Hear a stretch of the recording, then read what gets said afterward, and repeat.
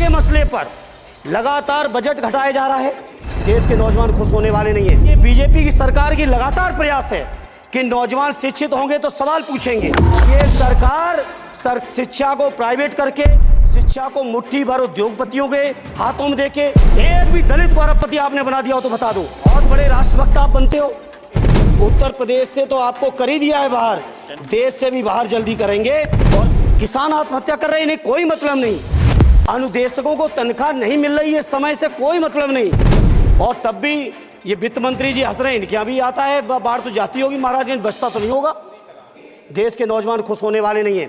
सभापति महोदय, शिक्षा के मसले पर लगातार बजट घटाया जा रहा है, लगातार सरकारी शिक्षा कम की जा रही है। और ये बीजेपी की सरकार की लगातार प्रयास है कि नौजवान शिक्षित होंगे तो सवाल पूछेंगे। देश की जेएनयू से लेके, बीएचयू से लेके, एमयू से लेके जितने बड़े संस्थान हैं, सारे संस्थानों को बर्बाद कर दिया है। एक भी दलित, एक भी पिछड़े, कहीं आपका वाइस चांसलर नहीं है।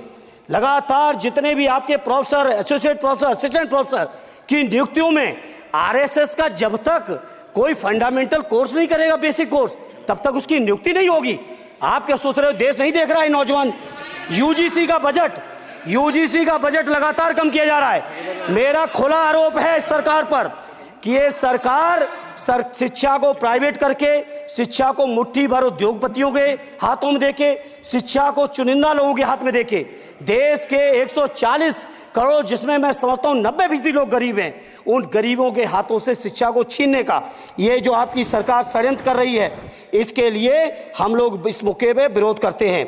लगातार फीस बढ़ा रहे हैं, शिक्षकों की कमी है, रोजगार आप दे नहीं पा रहे हो, सामाजिक असमानता। सभापति महोदय, 2014 में जिस समय सरकार बनी थी एनडीए की, उस समय देश की जितनी भी जो आर्थिक चीजें थी, जो वेल्थ थी, उसमें पिछड़ों की हैसियत 17% थी, 17%। और आज 10 साल की एनडीए की सरकार के बाद पिछड़ों की आर्थिक हैसियत हो गई है केवल 9%। मैं कहना चाहता हूं चुनौती के साथ, वित्त मंत्री अपने जवाब में बता दें, अनुसूचित जनजाति का एक भी व्यक्ति देश में अरबपति हो तो बता दो, एक भी अरबपति हो तो बता दो, एक भी दलित को अरबपति आपने बना दिया हो तो बता दो, एक भी पिछड़े को बना दिया हो तो बता दो। आप जवाब में दे देना, आप डेटा दे देना, आप डेटा दे देना, हमारी दबाव नहीं रुकेगी। सभापति महोदय, जब बीजेपी की सरकार, जब बीजेपी के लोग विपक्ष में रहे तो ओपीएस की बातें किए। 10 साल से आप सत्ता चला रहे हो, 11वां बजट पेश कर रहे हो। पूरा देश आज ओपीएस के लिए, सरकारी कर्मचारी परेशान है, कहीं ओपीएस की चर्चा नहीं है, पुरानी पेंशन की कोई चर्चा नहीं है। सभापति महोदय, पुरानी पेंशन तो पुरानी पेंशन, हम मांग करते हैं। बहुत बड़े राष्ट्रभक्त आप बनते हो, मैं मांग करता हूं देश के पैरामिलिट्री फोर्सेस को आप पुरानी पेंशन दीजिए। मैं मांग करता हूं, आप राष्ट्रभक्त हैं ना, सीमा पे जो सुरक्षा कर रहे हैं, जो शहादत झेल रहे हैं, मेरी मांग है कि आप उनकी ओपीएस दीजिए। वो आप ओपीएस नहीं दे पाओगे। इसी तरह से सभापति महोदय, देश के अंदर बहुत से ऐसे संविदा कर्मचारी, एक से एक बढ़िया फार्मूला। अब कानूनन मंडल आयोग लागू हो गया तो कैसे पिछड़े दलितों को रोकें? तो संविदा कर्मी की प्राइवेट कंपनी, प्राइवेट आपने आउटसोर्सिंग कर दी। आउटसोर्सिंग के कारण से देश के सारे दलित, सारे पिछड़े, सारे आदिवासी आपकी सेवाओं से बाहर हो गए, उनके पास कोई कानूनी हक नहीं।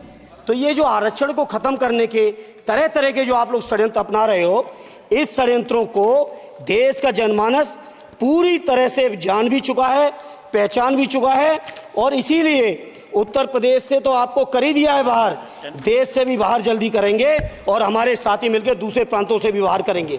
इसी तरह सभापति महोदय, हम मांग करते हैं, आप सोचिए, उत्तर प्रदेश अकेले के अंदर, देश के हालात मुझे नहीं पता और बदतर होंगे, अकेले उत्तर प्रदेश में 1000 से ज्यादा शिक्षा मित्र आत्महत्या कर चुके। सभापति महोदय, कोई सरकार के कान पे जू नहीं रेंग रही है।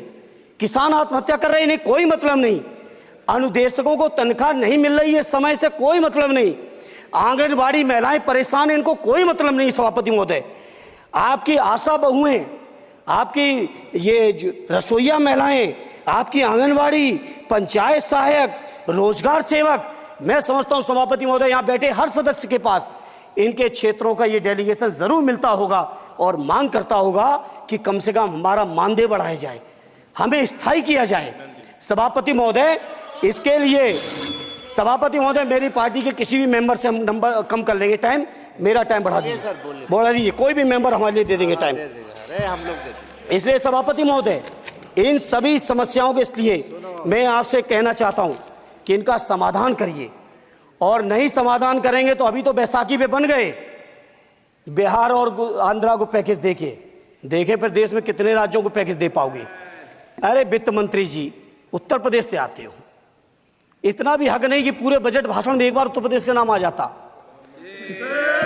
इतना अयोध्या से नफरत हो गई, अयोध्या से अवधेश जी क्या जीत गए, आप लोगों को इतनी नफरत हो गई कि एक भी उत्तर प्रदेश का एक बार भी नाम नहीं आया सभापति महोदय। इसे मैं आज इस मौके पर सभापति महोदय देश के गरीबों, किसानों, नौजवानों, व्यापारियों, बुनकरों सभी की ओर से कहना चाहता हूं, ये बजट देश विरोधी बजट है। कुछ समस्याओं के लिए सभापति महोदय संवेदनशीलता के साथ मैं कहूंगा सरकार को विचार करना चाहिए।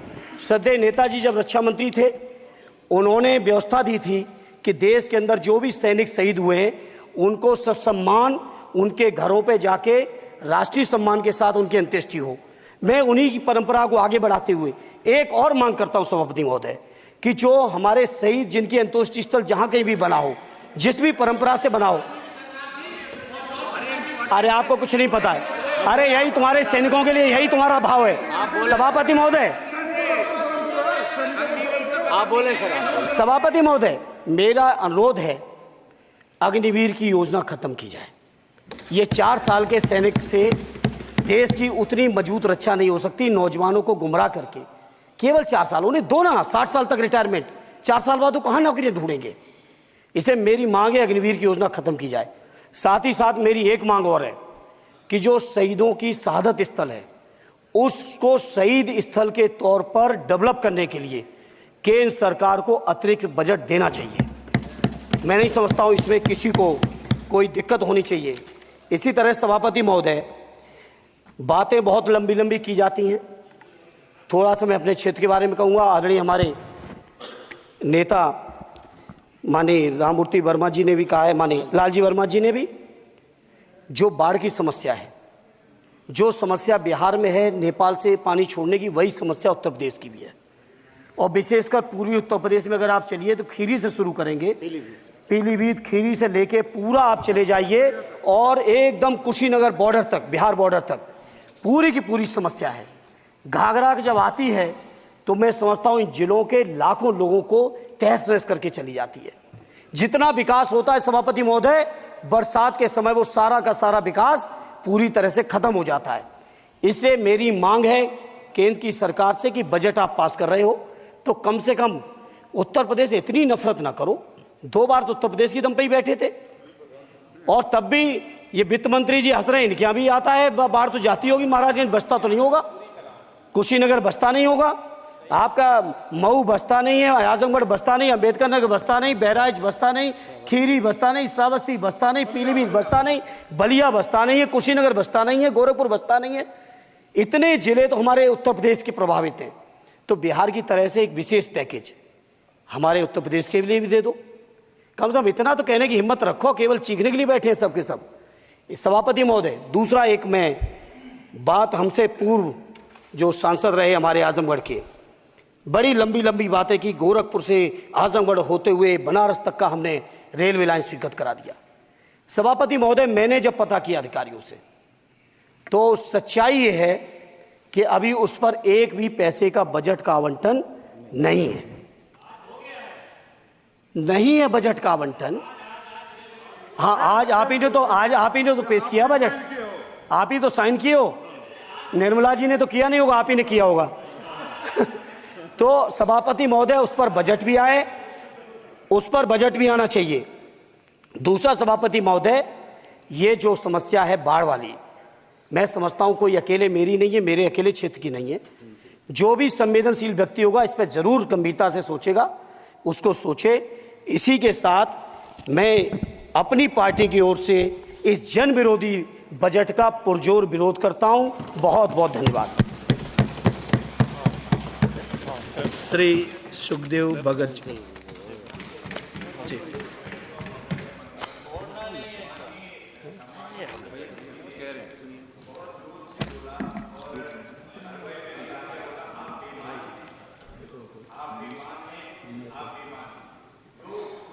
असंसदीय है मान्यवर, मेरा निवेदन रहेगा, वैसे तो भाषा शैली हमें सभी को ठीक करनी चाहिए, लेकिन ये अगर कहीं ये शब्द आ गया हो,